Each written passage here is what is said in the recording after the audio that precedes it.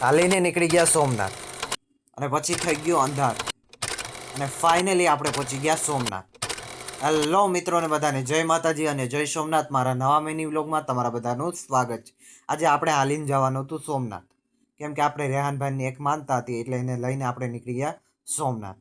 આપણે સવારે વહેલી આરતીમાં પહોંચવાનું હતું, એટલે આપણે વહેલા નીકળી ગયા અને રાતે જ હાલવાનું હતું, એટલે રાતે હાલવાનું ચાલુ રાખ્યું.